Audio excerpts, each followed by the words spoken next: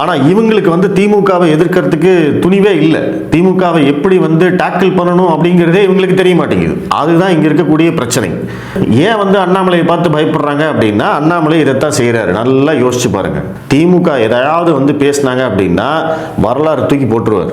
நீ அன்னைக்கு இப்படி பேசினல்ல, இன்னைக்கு ஏன் மாற்றி பேசுகிற அப்படின்னு போட்டால் முடிஞ்சுது. அதுக்கப்புறம் திமுக காரன் எவனுமே வாயை திறக்க மாட்டான். அதனால தான் வந்து அண்ணாமலை பேசுறதுக்கு பதில் சொல்றதுக்கே வந்து திமுக காரன் பயப்படுறான். அப்படி செய்யணும் அரசியல்.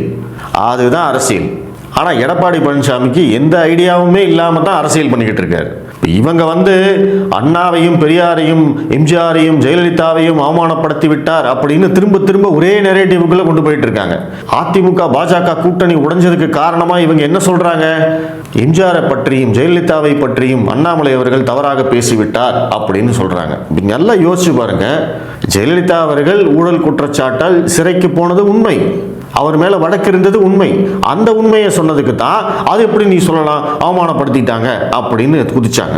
இன்னைக்கு வந்து அண்ணாதுரையும் பெரியாரும் இந்து மதத்தை விமர்சித்ததும் இந்து மத தெய்வங்களை வந்து இழிவுபடுத்தியதும் உண்மை. அந்த உண்மையைத்தான் இந்து முன்னணி அந்த முருகர் மாநாட்டில் காணொலியா சொல்றாங்க. உடனே வந்து பெரியாரையும் அண்ணாவையும் இழிவுபடுத்தி விட்டார்கள்னு கிளம்புறாங்க. உண்மையை சொன்னதுக்கு என்னடா இழிவுபடுத்துறாங்க? ஒரு லாஜிக் வேண்டாமா? எந்த லாஜிக்குமே இல்லாம இப்படி ஒரு பிரச்சாரத்தை திமுக பண்ணிக்கிட்டு இருக்கிற போது இது வேடிக்கை பார்த்துட்டு இருக்கீங்களே அப்படிங்கிறது தான் நம்மளுடைய கேள்வி.